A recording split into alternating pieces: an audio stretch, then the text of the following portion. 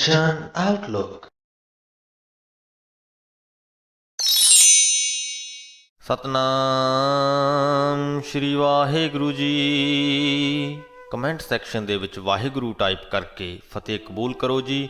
ਵਾਹਿਗੁਰੂ ਜੀ ਕਾ ਖਾਲਸਾ, ਵਾਹਿਗੁਰੂ ਜੀ ਕੀ ਫਤਿਹ। ਤੁਸੀਂ ਆਪਣੇ ਸੁਝਾਅ ਅਤੇ ਸਵਾਲ ਵੀ ਕਮੈਂਟ ਕਰ ਸਕਦੇ ਹੋ। ਤੁਹਾਡੇ ਸੁਝਾਵਾਂ ਦੇ ਉੱਤੇ ਕੰਮ ਕਰਨ ਦੀ ਅਤੇ ਤੁਹਾਡੇ ਸਵਾਲਾਂ ਦੇ ਛੇਤੀ ਤੋਂ ਛੇਤੀ ਜਵਾਬ ਦੇਣ ਦੀ ਪੂਰੀ ਕੋਸ਼ਿਸ਼ ਕੀਤੀ ਜਾਏਗੀ।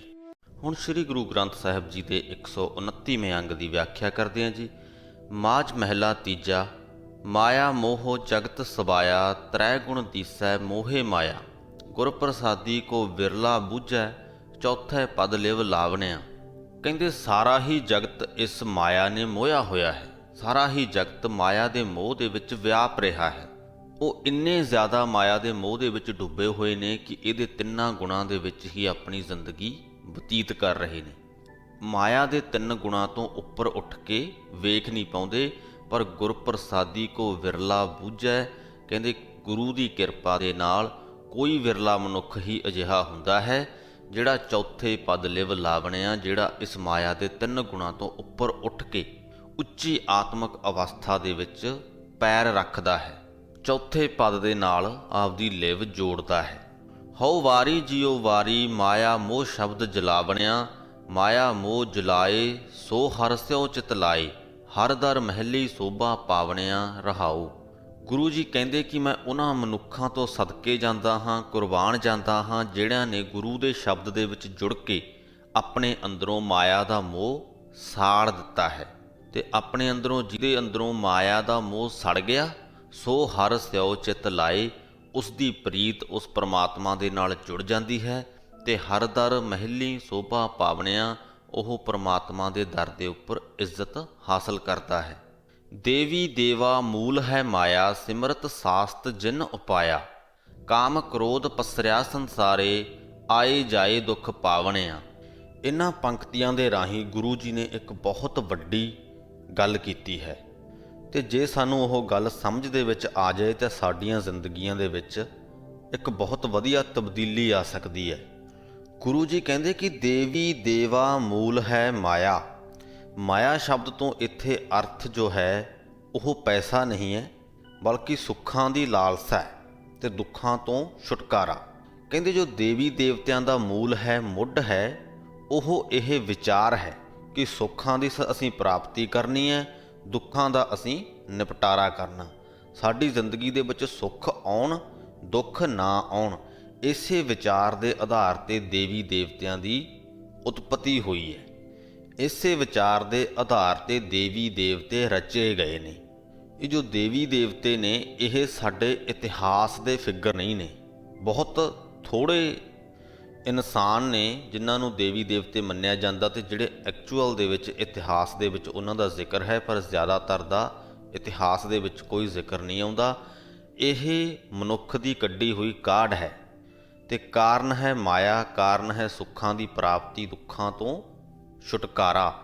ਕਿ ਦੇਵੀ ਦੇਵਤਾ ਅਸੀਂ ਰਚ ਲਿਆ, ਉਹਦੇ ਅੱਗੇ ਜਾ ਕੇ ਹੁਣ ਅਸੀਂ ਅਰਦਾਸ ਕਰ ਸਕਦੇ ਹਾਂ ਕਿ ਸਾਨੂੰ ਸੁੱਖ ਪ੍ਰਾਪਤੀ ਹੋਵੇ ਤੇ ਦੁੱਖ ਸਾਡੀ ਜ਼ਿੰਦਗੀ ਦੇ ਵਿੱਚੋਂ ਚਲੇ ਜਾਣ। ਇੱਕ ਘਾੜਤ ਘੜ ਲਈ ਕਿ ਜਿਸ ਦੇ ਅੱਗੇ ਜਾ ਕੇ ਅਸੀਂ ਬੋਲ ਸਕੀਏ, ਆਪਦੀ ਦਿਲ ਦੀ ਜੋ ਵਿਥਾ ਹੈ ਉਹ ਸੁਣਾ ਸਕੀਏ। ਤੇ ਇੱਕ ਯਕੀਨ ਸੀ ਉਸ ਵਿਚਾਰ ਦੇ ਵਿੱਚ ਕਿ ਜੇਕਰ ਅਸੀਂ ਅਜਿਹਾ ਕਰਾਂਗੇ ਤਾਂ ਸਾਡੀ ਉਹ ਜੋ ਵੀ ਅਸੀਂ ਘਾੜਤ ਘੜੀ ਹੈ ਉਹ ਸਾਡੀ ਗੱਲ ਸੁਣੇਗੀ ਤੇ ਸਾਨੂੰ ਸਾਡੇ ਮੂੰਹ ਮੰਗੇ ਜੋ ਪਦਾਰਥ ਹਨ ਜਾਂ ਮੂੰਹ ਮੰਗੇ ਜੋ ਸੁੱਖ ਹਨ ਉਹ ਦੇਵੇਗੀ। ਤੇ ਸਿਮਰਤ ਸਾਸਤ ਜਿਨ ਉਪਾਇਆ, ਕਿ ਜਿਹੜੀ ਮਾਇਆ ਨੇ, ਜਿਹੜੇ ਵਿਚਾਰ ਨੇ ਦੇਵੀ ਦੇਵਤੇ ਪੈਦਾ ਕੀਤੇ, ਉਸੇ ਵਿਚਾਰ ਨੇ ਹੀ ਸਮਿਰਤੀਆਂ ਤੇ ਸ਼ਾਸਤਰ ਪੈਦਾ ਕੀਤੇ, ਜਿਨ੍ਹਾਂ ਦੇ ਵਿੱਚ ਕਿ ਧਾਰਮਿਕ ਕਰਮਕਾਂਡ ਦੱਸੇ ਗਏ ਨੇ। ਤੇ ਧਾਰਮਿਕ ਕਰਮਕਾਂਡਾਂ ਦਾ ਮਕਸਦ ਵੀ ਸੁੱਖਾਂ ਦੀ ਪ੍ਰਾਪਤੀ ਤੇ ਦੁੱਖਾਂ ਤੋਂ ਛੁਟਕਾਰਾ ਹੀ ਹੁੰਦਾ ਹੈ। ਤੁਸੀਂ ਸੋਚ ਕੇ ਵੇਖੋ ਕਿ ਕੋਈ ਵੀ ਅਜਿਹਾ ਮਿੱਥਿਆ ਹੋਇਆ ਧਾਰਮਿਕ ਕੰਮ ਹੈ ਜਿਹੜਾ ਮਨੁੱਖ ਇਸ ਲਈ ਕਰਦਾ ਹੋਵੇ ਕਿ ਮੇਰੀ ਜ਼ਿੰਦਗੀ ਦੇ ਵਿੱਚ ਦੁੱਖ ਆ ਜਾਣ ਤੇ ਸੁੱਖ ਚਲੇ ਜਾਣ, ਜਾਂ ਕੋਈ ਹੋਰ ਉਸ ਧਾਰਮਿਕ ਕਰਮਕਾਂਡ ਦਾ ਕੋਈ ਮਕਸਦ ਹੋਵੇ। ਉਹਦਾ ਮਕਸਦ ਹਮੇਸ਼ਾ ਇਹੀ ਹੁੰਦਾ ਹੈ ਕਿ ਮੈਂ ਜੇਕਰ ਇਹ ਮਿੱਥਿਆ ਹੋਇਆ ਕੰਮ ਕਰ ਲਵਾਂ ਤਾਂ ਮੇਰੀ ਜ਼ਿੰਦਗੀ ਦੇ ਵਿੱਚ ਸੁੱਖ ਆ ਜਾਣਗੇ। ਜਾਂ ਇੱਕ ਕਾਮਨਾ ਹੁੰਦੀ ਹੈ ਕਿ ਮੇਰੀ ਜ਼ਿੰਦਗੀ ਦੇ ਵਿੱਚ ਸੁੱਖ ਆ ਜਾਣ, ਇਸ ਲਈ ਮੈਂ ਇਹ ਮਿੱਥਿਆ ਹੋਇਆ ਧਾਰਮਿਕ ਕੰਮ ਕਰਦਾ ਹਾਂ। ਇਹਨਾਂ ਕਾਰਨਾਂ ਕਰਕੇ ਹੀ ਸਾਰੇ ਸੰਸਾਰ ਦੇ ਵਿੱਚ ਗੁਰੂ ਜੀ ਕਹਿੰਦੇ ਕਿ ਕਾਮ ਕ੍ਰੋਧ ਪਸਰਿਆ ਹੋਇਆ ਹੈ, ਸੁੱਖਾਂ ਦੀ ਲਾਲਸਾ ਦਾ ਵਿਚਾਰ ਪਸਰਿਆ ਹੋਇਆ ਹੈ, ਦੁੱਖਾਂ ਤੋਂ ਛੁਟਕਾਰੇ ਦਾ ਵਿਚਾਰ ਜੋ ਹੈ ਪਸਰਿਆ ਹੋਇਆ ਹੈ, ਕਾਮ ਦੀ ਵਾਸਨਾ ਦਾ ਵਿਚਾਰ ਪਸਰਿਆ ਹੋਇਆ ਹੈ, ਕਿਉਂਕਿ ਕਾਮ ਦੀ ਵਾਸਨਾ ਦਾ ਆਧਾਰ ਵੀ ਸੁੱਖ ਪ੍ਰਾਪਤੀ ਹੈ। ਕ੍ਰੋਧ ਦਾ ਪਸਰਿਆ ਹੋਇਆ ਹੈ, ਕਿਉਂਕਿ ਜਦੋਂ ਦੁੱਖ ਹੁੰਦੇ ਨੇ ਤਾਂ ਕ੍ਰੋਧ ਵੀ ਆਉਂਦਾ ਹੈ। ਤੇ ਇਸੇ ਤਰ੍ਹਾਂ ਹੀ ਗੁਰੂ ਜੀ ਕਹਿੰਦੇ ਕਿ ਆਏ ਜਾਏ ਦੁੱਖ ਪਾਵਣਿਆ, ਜੋ ਸੰਸਾਰ ਹੈ, ਸੰਸਾਰਕ ਜੋ ਜੀਵ ਨੇ, ਉਹ ਜਨਮ ਮਰਨ ਦੇ ਗੇੜ ਦੇ ਵਿੱਚ ਪੈ ਕੇ ਦੁੱਖ ਭੋਗਦੇ ਰਹਿੰਦੇ ਨੇ। ਤਰਾਸਦੀ ਦੀ ਗੱਲ ਇਹ ਹੈ ਕਿ ਉਹਨਾਂ ਸਮਿਆਂ ਦੇ ਵਿੱਚ ਵੀ ਦੇਵੀ ਦੇਵਤਿਆਂ ਦੀ ਪੂਜਾ ਤੇ ਧਾਰਮਿਕ ਕਰਮ ਕਾਂਡ ਬਹੁਤ ਪ੍ਰਚਲਿਤ ਸੀ। ਸਾਡੇ ਗੁਰੂ ਸਾਹਿਬਾਨਾਂ ਨੇ ਲੋਕਾਂ ਨੂੰ ਇੱਕ ਚੰਗਾ ਰਾਹ ਦਿਖਾਇਆ ਕਿ ਇਹਨਾਂ ਕਰਮ ਕਾਂਡਾਂ ਦੇ ਚੱਕਰਾਂ ਦੇ ਵਿੱਚ ਪੈਣ ਦਾ ਕੋਈ ਫਾਇਦਾ ਨਹੀਂ ਹੈ, ਇਹ ਸਿਰਫ ਮਿੱਥੇ ਹੋਏ ਧਾਰਮਿਕ ਕੰਮ ਨੇ, ਇਹਨਾਂ ਦਾ ਤੁਹਾਡੀ ਜ਼ਿੰਦਗੀ ਦੇ ਵਿੱਚ ਪ੍ਰੈਕਟੀਕਲ ਤੌਰ ਤੇ ਕੋਈ ਫਾਇਦਾ ਨਹੀਂ ਹੋਣਾ। ਪਰ ਅੱਜ 400-500 ਸਾਲ ਬਾਅਦ ਅਸੀਂ ਫੇਰ ਉੱਥੇ ਹੀ ਖੜ੍ਹੇ ਹਾਂ। ਅੱਜ ਦੇ ਸਮਾਜ ਵਿੱਚ ਵੀ ਪੂਜਾ ਪ੍ਰਚਲਿਤ ਹੈ, ਧਾਰਮਿਕ ਕਰਮਕਾਂਡ ਵੀ ਪ੍ਰਚਲਿਤ ਨੇ। ਗੁਰੂਆਂ ਦੀ ਜੋ ਲਹਿਰ ਸੀ ਉਸ ਨੂੰ ਵੀ ਅਸੀਂ ਧਾਰਮਿਕ ਕਰਮਕਾਂਡਾਂ ਦੇ ਵਿੱਚ ਤਬਦੀਲ ਕਰ ਲਿਆ ਹੈ। ਜੋ ਬਾਣੀ ਸਾਨੂੰ ਮਿੱਥੇ ਹੋਏ ਧਾਰਮਿਕ ਕੰਮਾਂ ਤੋਂ ਵਰਜਦੀ ਹੈ, ਅਸੀਂ ਉਸੇ ਬਾਣੀ ਦੇ ਆਧਾਰ 'ਤੇ ਕਈ ਧਾਰਮਿਕ ਕੰਮ ਮਿੱਥ ਲਏ ਨੇ। ਇਹ ਸਾਡੀ ਤਰਾਸਦੀ ਹੈ। ਸਾਡੇ ਗੁਰੂਆਂ ਨੇ ਸਾਨੂੰ ਦੁੱਖਾਂ ਤੇ ਸੁੱਖਾਂ ਦੇ ਵਿੱਚ ਭੇਤ ਮਿਟਾਉਣ ਦੀ ਗੱਲ ਕੀਤੀ ਹੈ, ਗੱਲ ਸਮਝਾਈ ਹੈ ਕਿ ਦੁੱਖਾਂ ਅਤੇ ਸੁੱਖਾਂ ਨੂੰ ਵੱਖਰੇ ਕਰਕੇ ਜਾਣੋ ਹੀ ਨਾ। ਪਰ ਅਸੀਂ ਸਾਡੇ ਗੁਰੂਆਂ ਦੀਆਂ ਸਿੱਖਿਆਵਾਂ ਜੋ ਕਿ ਬਾਣੀ ਦੇ ਵਿੱਚ ਦਰਜ ਨੇ, ਬਾਣੀ ਦੇ ਰੂਪ ਵਿੱਚ ਉਹਨਾਂ ਦੀਆਂ ਸਿੱਖਿਆਵਾਂ ਨੂੰ ਅਸੀਂ ਸੁੱਖ ਪ੍ਰਾਪਤੀ ਲਈ ਹੀ ਪੜ੍ਹਦੇ ਹਾਂ। ਜਿਹੜੇ ਵੀ ਮਨੁੱਖ ਪਾਠ ਕਰਦੇ ਨੇ ਡੇਲੀ ਬੇਸਿਸ 'ਤੇ, ਤਾਂ ਪਾਠ ਕਰਨ ਉਪਰੰਤ ਉਹ ਅਰਦਾਸ ਵੀ ਕਰਦੇ ਨੇ ਕਿ ਮੇਰੀ ਜ਼ਿੰਦਗੀ ਦੇ ਵਿੱਚ ਸੁੱਖਾਂ ਦੀ ਪ੍ਰਾਪਤੀ ਹੋਵੇ, ਦੁੱਖਾਂ ਤੋਂ ਅਲਾਮਤਾਂ ਤੋਂ ਮੈਂ ਬਚਿਆ ਰਵਾਂ। ਜੇਕਰ ਤੁਸੀਂ ਅਜਿਹਾ ਕਰਦੇ ਹੋ, ਮੈਂ ਇਹ ਨਹੀਂ ਕਹਿੰਦਾ ਕਿ ਸਾਰੇ ਹੀ ਕਰਦੇ ਹੋਣਗੇ, ਪਰ ਜੇਕਰ ਤੁਸੀਂ ਅਜਿਹਾ ਕਰਦੇ ਹੋ ਤਾਂ ਸੋਚ ਕੇ ਵੇਖਿਓ ਕਿ ਜੇਕਰ ਤੁਹਾਡਾ ਪਾਠ ਕਰਨ ਦਾ ਮਕਸਦ ਸਿਰਫ ਸੁੱਖਾਂ ਦੀ ਪ੍ਰਾਪਤੀ ਹੈ ਤਾਂ ਕੀ ਇਹ ਇੱਕ ਮਿੱਥਿਆ ਹੋਇਆ ਧਾਰਮਿਕ ਕੰਮ ਬਣ ਕੇ ਤਾਂ ਨਹੀਂ ਰਹਿ ਗਿਆ। ਹਾਂ, ਜੇਕਰ ਤੁਹਾਡਾ ਪਾਠ ਕਰਨ ਦਾ ਮਕਸਦ ਹੈ ਗੁਰੂਆਂ ਦੀਆਂ ਸਿੱਖਿਆਵਾਂ ਨੂੰ ਅਸਲ ਦੇ ਵਿੱਚ ਸਮਝਣਾ ਤੇ ਦੁੱਖਾਂ ਸੁੱਖਾਂ ਦੇ ਭੇਤ ਨੂੰ ਮਿਟਾਉਣਾ, ਫਿਰ ਤੁਸੀਂ ਸਹੀ ਕੰਮ ਕਰ ਰਹੇ ਹੋ। ਫਿਰ ਤੁਹਾਡਾ ਪਾਠ ਕਰਨਾ ਇੱਕ ਮਿੱਥਿਆ ਹੋਇਆ ਧਾਰਮਿਕ ਕੰਮ ਨਹੀਂ ਗਿਣਿਆ ਜਾ ਸਕਦਾ। ਜਿਸ ਤਰ੍ਹਾਂ ਕਿ ਮੈਂ ਇਹਨਾਂ ਪੰਕਤੀਆਂ ਦੇ ਸ਼ੁਰੂਆਤ ਦੇ ਵਿੱਚ ਹੀ ਕਿਹਾ ਸੀ ਕਿ ਇਹਨਾਂ ਪੰਕਤੀਆਂ ਦੇ ਵਿੱਚ ਗੁਰੂ ਜੀ ਨੇ ਇੱਕ ਬਹੁਤ ਵੱਡੀ ਗੱਲ ਕੀਤੀ ਹੈ, ਤੇ ਜੇਕਰ ਅਸੀਂ ਉਹ ਸਮਝ ਗਏ ਤਾਂ ਸਾਡੀ ਜ਼ਿੰਦਗੀ ਦੇ ਵਿੱਚ ਇੱਕ ਪ੍ਰੈਕਟੀਕਲ ਤੌਰ 'ਤੇ ਤਬਦੀਲੀ ਆ ਸਕਦੀ ਹੈ। ਤੇ ਮੈਂ ਉਮੀਦ ਕਰਦਾ ਕਿ ਤੁਸੀਂ ਇਹਨਾਂ ਪੰਕਤੀਆਂ ਦੇ ਰਾਹੀਂ ਜੋ ਗੱਲ ਗੁਰੂ ਜੀ ਨੇ ਸਮਝਾਉਣ ਦੀ ਕੋਸ਼ਿਸ਼ ਕੀਤੀ ਆ ਉਹ ਸਮਝ ਗਏ ਹੋਵੋਗੇ। ਤਿਸ ਵਿੱਚ ਗਿਆਨ ਰਤਨ ਇੱਕ ਪਾਇਆ, ਗੁਰ ਪ੍ਰਸਾਦੀ ਮਨ ਵਸਾਇਆ, ਜਤ ਸਤ ਸੰਜਮ ਸੱਚ ਕਮਾਵੈ, ਗੁਰ ਪੂਰਾ ਨਾਮ ਧਿਆਵਣਿਆ। ਕਹਿੰਦੇ ਇਸ ਸੰਸਾਰ ਦੇ ਵਿੱਚ ਜਿੱਥੇ ਕਾਮ ਕ੍ਰੋਧ ਪਸਰਿਆ ਹੈ, ਉੱਥੇ ਹੀ ਇਸੇ ਸੰਸਾਰ ਦੇ ਵਿੱਚ ਇੱਕ ਗਿਆਨ ਰੂਪੀ ਰਤਨ ਵੀ ਮੌਜੂਦ ਹੈ, ਪਰਮਾਤਮਾ ਦੇ ਨਾਮ ਰੂਪੀ ਰਤਨ ਵੀ ਮੌਜੂਦ ਹੈ। ਗੁਰ ਪ੍ਰਸਾਦੀ ਮਨ ਵਸਾਇਆ ਕਿ ਜਿਨ੍ਹਾਂ ਮਨੁੱਖਾਂ ਨੇ ਗੁਰੂ ਦੀ ਕਿਰਪਾ ਦੇ ਨਾਲ ਪਰਮਾਤਮਾ ਦੇ ਨਾਮ ਰੂਪੀ ਰਤਨ ਨੂੰ ਆਪਣੀ ਜ਼ਿੰਦਗੀ ਦੇ ਆਪਣੇ ਮਨ ਦੇ ਧਾਗੇ ਦੇ ਵਿੱਚ ਪਰੋ ਲਿਆ, ਜਤ ਸਤ ਸੰਜਮ ਸੱਚ ਕਮਾਵੈ, ਉਹ ਮਨੁੱਖ ਜਤ ਸਤ ਸੰਜਮ ਤੇ ਸੱਚ ਕਮਾ ਲੈਂਦਾ ਹੈ। ਜਤ ਤੋਂ ਭਾਵ ਜਿਸ ਤਰ੍ਹਾਂ ਕਿ ਜਤੀ ਜੋਗੀ ਹੁੰਦੇ ਨੇ ਜਿਨ੍ਹਾਂ ਨੇ ਆਪਣੀਆਂ ਸਰੀਰਕ ਇੰਦਰੀਆਂ ਨੂੰ ਆਪਣੇ ਵੱਸ ਦੇ ਵਿੱਚ ਕੀਤਾ ਹੋਇਆ ਹੁੰਦਾ ਹੈ। ਗੁਰੂ ਜੀ ਕਹਿੰਦੇ ਕਿ ਜਿਨ੍ਹਾਂ ਨੇ ਪਰਮਾਤਮਾ ਦਾ ਨਾਮ ਆਪਣੇ ਮਨ ਦੇ ਵਿੱਚ ਵਸਾ ਲਿਆ, ਉਹ ਜਤ ਵੀ ਕਮਾ ਲੈਂਦੇ ਨੇ। ਸਤ ਤੋਂ ਭਾਵ ਹੈ ਉੱਚਾ ਆਚਰਨ, ਉਹਨਾਂ ਦਾ ਆਚਰਨ ਉੱਚਾ ਹੋ ਜਾਂਦਾ ਹੈ, ਉਹਨਾਂ ਦੇ ਅੰਦਰ ਸਬਰ ਆ ਜਾਂਦਾ ਹੈ, ਸੰਜਮ ਆ ਜਾਂਦਾ ਹੈ, ਪਰਮਾਤਮਾ ਦੇ ਨਾਲ ਉਹਨਾਂ ਦੀ ਸਾਂਝ ਬਣ ਜਾਂਦੀ ਹੈ। ਜਿਹੜੇ ਪੂਰੇ ਗੁਰੂ ਦੇ ਸ਼ਬਦਾਂ ਦੇ ਵਿੱਚ ਜੁੜ ਕੇ ਉਸ ਪਰਮਾਤਮਾ ਦਾ ਨਾਮ ਧਿਆਉਂਦੇ ਨੇ। ਪਈ ਅੜੈ ਧਨ ਭਰਮ ਭੁਲਾਣੀ, ਦੂਜੈ ਲਾਗੀ ਫਿਰ ਪਛਤਾਣੀ, ਹਲਤ ਪਲਤ ਦੋਵੇਂ ਗਵਾਏ, ਸੁਪਨੈ ਸੁਖ ਨਾ ਪਾਵਣਿਆ।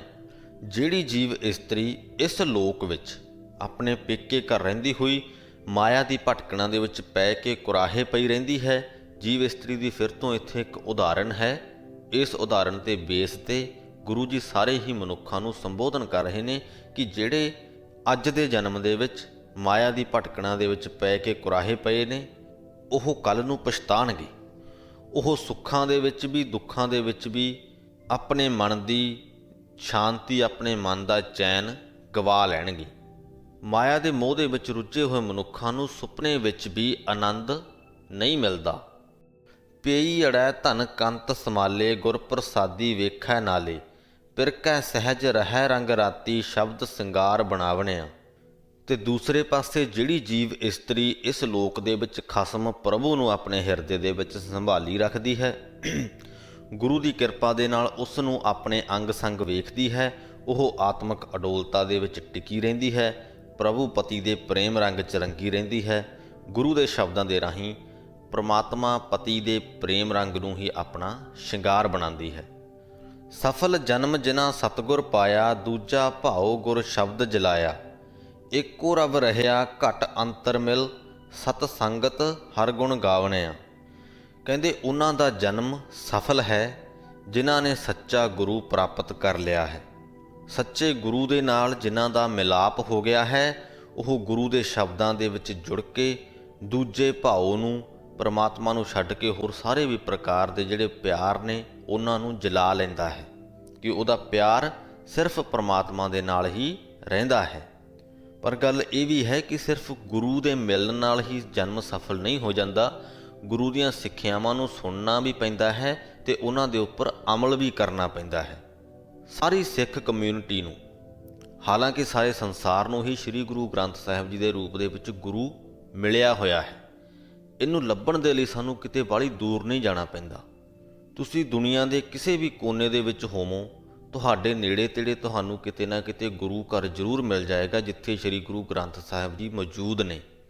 ਅੱਜ ਕੱਲ੍ਹ ਤਾਂ ਹੋਰ ਵੀ ਸੌਖਾ ਹੋ ਗਿਆ ਹੈ ਕਿ ਮੋਬਾਈਲ ਫੋਨਾਂ ਦੇ ਵਿੱਚ ਹੀ ਤੁਹਾਨੂੰ ਗੁਰੂ ਦੀ ਬਾਣੀ ਮਿਲ ਜਾਂਦੀ ਹੈ। ਤਾਂ ਗੁਰੂ ਤਾਂ ਤੁਹਾਨੂੰ ਮਿਲਿਆ ਹੋਇਆ ਹੈ, ਪਰ ਕੀ ਤੁਹਾਡਾ ਜਨਮ ਸਫਲ ਹੈ? ਇਹ ਤੁਸੀਂ ਸੋਚਿਓ। ਅਤੇ ਜੇਕਰ ਨਹੀਂ ਹੈ ਤਾਂ ਉਹਦਾ ਕਾਰਨ ਇਹੀ ਹੈ ਕਿ ਗੁਰੂ ਦੇ ਮਿਲੇ ਹੋਣ ਦੇ ਬਾਵਜੂਦ ਅਸੀਂ ਗੁਰੂ ਦੀ ਗੱਲ ਮੰਨੀ ਨਹੀਂ, ਅਤੇ ਇਸੇ ਲਈ ਅਸੀਂ ਅੱਜ ਵੀ ਦੁੱਖਾਂ ਦੇ ਵਿੱਚ ਹੀ ਘਿਰੇ ਹੋਏ ਹਾਂ। ਜਿਹੜੇ ਮਨੁੱਖ ਗੁਰੂ ਦੇ ਸ਼ਬਦਾਂ ਦੇ ਵਿੱਚ ਜੁੜਦੇ ਨੇ, ਉਹਨਾਂ 'ਤੇ ਅਮਲ ਕਰਦੇ ਨੇ, ਉਹਨਾਂ ਦੇ ਹਿਰਦਿਆਂ ਦੇ ਵਿੱਚ ਇੱਕ ਪਰਮਾਤਮਾ ਦੀ ਯਾਦ ਹਰ ਵੇਲੇ ਮੌਜੂਦ ਰਹਿੰਦੀ ਹੈ। ਸਾਧ ਸੰਗਤ ਦੇ ਵਿੱਚ ਮਿਲ ਕੇ ਉਹ ਉਸ ਪਰਮਾਤਮਾ ਦੇ ਗੁਣ ਗਾਉਂਦੇ ਰਹਿੰਦੇ ਹਨ। ਸਤਿਗੁਰ ਨਾ ਸੇਵੇ ਸੋ ਕਾਹੇ ਆਇਆ, ਧ੍ਰਿਗ ਜੀਵਨ ਵਿਰਥਾ ਜਨਮ ਗਵਾਇਆ, ਮਨਮੁਖ ਨਾਮ ਚਿਤ ਨਾ ਆਵੈ, ਵਿਨ ਨਾਵੈ ਬਹੁ ਦੁੱਖ ਪਾਵਣਿਆ। ਕਹਿੰਦੇ ਜੇ ਤੁਸੀਂ ਇਸ ਸੰਸਾਰ ਦੇ ਵਿੱਚ ਆ ਕੇ ਸੱਚੇ ਗੁਰੂ ਦਾ ਆਸਰਾ ਹੀ ਨਹੀਂ ਲਿਆ, ਸੱਚੇ ਗੁਰੂ ਦੇ ਨਾਲ ਸਾਂਝ ਹੀ ਨਹੀਂ ਪਾਈ, ਉਹਦੀ ਸੇਵਾ ਹੀ ਨਹੀਂ ਕੀਤੀ, ਸੋ ਕਾਹੇ ਆਇਆ, ਤਾਂ ਫਿਰ ਤੁਹਾਡਾ ਇਸ ਸੰਸਾਰ ਦੇ ਵਿੱਚ ਆਉਣ ਦਾ ਕੀ ਫਾਇਦਾ ਹੋਇਆ? ਅਤੇ ਜੇਕਰ ਤੁਸੀਂ ਗੁਰੂ ਦੇ ਨਾਲ ਸਾਂਝ ਨਹੀਂ ਪਾਉਂਦੇ ਤਾਂ ਤੁਹਾਡਾ ਜੀਵਨ ਧ੍ਰਿਗ ਹੋ ਜਾਂਦਾ ਹੈ, ਫਿਟਕਾਰਨਯੋਗ ਹੋ ਜਾਂਦਾ ਹੈ। ਤੁਸੀਂ ਆਪਣਾ ਜਨਮ ਵਿਰਥਾ ਗਵਾ ਰਹੇ ਹੋ। ਜੋ ਆਪਣੇ ਮਨ ਦੇ ਪਿੱਛੇ ਲੱਗ ਕੇ ਤੁਰਨ ਵਾਲਾ ਮਨੁੱਖ ਹੈ, ਮਨਮੁਖ ਨਾਮ ਚਿਤ ਨਾ ਆਵੈ, ਉਹਨੂੰ ਪਰਮਾਤਮਾ ਦਾ ਨਾਮ ਚਿੱਤ ਚੇਤੇ ਨਹੀਂ ਆਉਂਦਾ, ਅਤੇ ਬਿਨ ਨਾਵੈ ਬਹੁ ਦੁੱਖ ਪਾਵਣਿਆ। ਅਤੇ ਇਸ ਕਰਕੇ ਉਹ ਆਪਣੀ ਜ਼ਿੰਦਗੀ ਦੇ ਵਿੱਚ ਅਨੇਕਾਂ ਹੀ ਦੁੱਖ ਭੋਗਦਾ ਹੈ।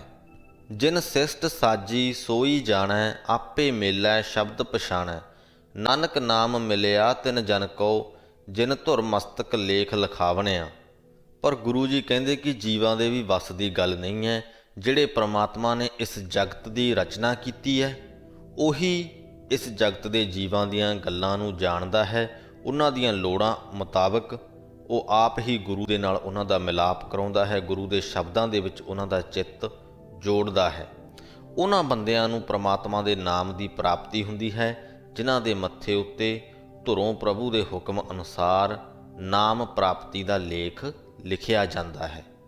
ਸੋ ਅਸੀਂ ਮਨਮੁਖ ਬਣਨਾ ਜਾਂ ਗੁਰਮੁਖ ਬਣਨਾ, ਇਹ ਉਸ ਪਰਮਾਤਮਾ ਦੇ ਹੀ ਹੱਥ ਵਿੱਚ ਹੈ। ਉਹੀ ਸਾਨੂੰ ਇਹ ਸਭ ਕੁਝ ਬਣਾਉਣ ਵਾਲਾ ਹੈ। ਸੋ ਇਸ ਦੇ ਨਾਲ ਹੀ ਸ੍ਰੀ ਗੁਰੂ ਗ੍ਰੰਥ ਸਾਹਿਬ ਜੀ ਦੇ 129ਵੇਂ ਅੰਗ ਦੀ ਵਿਆਖਿਆ ਦੀ ਸਮਾਪਤੀ ਹੁੰਦੀ ਹੈ। ਇਸ ਅੰਗ ਦੀ ਬਾਣੀ ਦੇ ਨਾਲ ਹੀ ਰਾਗ ਮਾਝ ਦੀ ਬਾਣੀ ਦੇ ਵਿੱਚ ਸ੍ਰੀ ਗੁਰੂ ਅਮਰਦਾਸ ਜੀ ਦੀਆਂ ਅਸ਼ਟਪਦੀਆਂ ਦੀ ਵੀ ਸਮਾਪਤੀ ਹੁੰਦੀ ਹੈ। ਕੱਲ੍ਹ ਦੀ ਵਿਆਖਿਆ ਦੇ ਵਿੱਚ ਸ੍ਰੀ ਗੁਰੂ ਰਾਮਦਾਸ ਜੀ ਦੀ ਇੱਕ ਅਸ਼ਟਪਦੀ ਹੋਏਗੀ, ਅਤੇ ਉਸ ਤੋਂ ਬਾਅਦ ਰਾਗ ਮਾਝ ਦੀ ਬਾਣੀ ਦੇ ਵਿੱਚ ਹੀ ਸਾਨੂੰ ਸ੍ਰੀ ਗੁਰੂ ਅਰਜਨ ਦੇਵ ਜੀ ਦੀਆਂ ਲਿਖੀਆਂ ਹੋਈਆਂ ਅਸ਼ਟਪਦੀਆਂ ਪੜ੍ਹਨ ਨੂੰ ਮਿਲਣਗੀਆਂ, ਅਤੇ ਫਿਰ ਅਸੀਂ 12 ਮਾਹਾਂ ਦੇ ਪਾਠ ਦੇ ਉੱਪਰ ਪੁੱਜ ਜਾਵਾਂਗੇ। ਅੱਜ ਦੇ ਇਸ ਅੰਗ ਦੀ ਬਾਣੀ ਦੇ ਵਿੱਚੋਂ ਸਾਨੂੰ ਇੱਕ ਬਹੁਤ ਵਧੀਆ ਲੈਸਨ ਜੋ ਸ਼ੁਰੂਆਤ ਦੇ ਵਿੱਚ ਹੀ ਮਿਲਿਆ ਹੈ ਕਿ ਕਿਸ ਤਰ੍ਹਾਂ ਦੇਵੀ ਦੇਵਤਿਆਂ ਦੀ ਤੇ ਧਾਰਮਿਕ ਕਰਮਕਾਂਡਾਂ ਦੀ ਰਚਨਾ ਹੋਈ ਹੈ। ਉਸ ਗੱਲ ਨੂੰ ਧਿਆਨ ਦੇ ਵਿੱਚ ਰੱਖਦੇ ਹੋਏ ਆਓ ਅਸੀਂ ਕੋਸ਼ਿਸ਼ ਕਰੀਏ ਕਿ ਗੁਰੂ ਦੀ ਬਾਣੀ ਨੂੰ ਪੜ੍ਹਨ ਦਾ ਜੋ ਸਿਲਸਿਲਾ ਹੈ ਉਹਨੂੰ ਇੱਕ ਮਿੱਥਿਆ ਹੋਇਆ ਧਾਰਮਿਕ ਕਰਮਕਾਂਡ ਨਾ ਬਣਾ ਲਈਏ, ਬਲਕਿ ਉਸ ਬਾਣੀ ਨੂੰ ਸਮਝੀਏ, ਉਸ ਨੂੰ ਪੜ੍ਹੀਏ, ਸਮਝੀਏ, ਪਰਮਾਤਮਾ ਦੇ ਨਾਮ ਦੀ ਚਰਚਾ ਕਰੀਏ, ਪਰਮਾਤਮਾ ਦੇ ਗੁਣ ਗਾਈਏ ਤੇ ਆਪਣੀਆਂ ਜ਼ਿੰਦਗੀਆਂ ਦੇ ਵਿੱਚੋਂ ਦੁੱਖਾਂ ਤੇ ਸੁੱਖਾਂ ਦਾ ਭੇਦ ਖਤਮ ਕਰ ਲਈਏ। ਜੇਕਰ ਤੁਹਾਨੂੰ ਇਹ ਵੀਡੀਓ ਚੰਗੀ ਲੱਗੀ ਹੋਵੇ ਤਾਂ ਅੱਗੇ ਜ਼ਰੂਰ ਸ਼ੇਅਰ ਕਰਿਓ ਆਪਣੇ ਕਰੀਬੀਆਂ ਦੇ ਨਾਲ, ਤਾਂ ਕਿ ਉਹ ਵੀ ਇਸ ਗੱਲ ਨੂੰ ਸਮਝ ਸਕਣ ਤੇ ਆਪਣੀਆਂ ਜ਼ਿੰਦਗੀਆਂ ਨੂੰ, ਆਪਣੇ ਇਸ ਜਨਮ ਨੂੰ ਸਫਲ ਬਣਾ ਸਕਣ। ਇਸੇ ਸੰਦੇਸ਼ ਦੇ ਨਾਲ ਹੀ ਫਤਿਹ ਕਬੂਲ ਕਰੋ ਜੀ। ਵਾਹਿਗੁਰੂ ਜੀ ਕਾ ਖਾਲਸਾ, ਵਾਹਿਗੁਰੂ ਜੀ ਕੀ ਫਤਿਹ।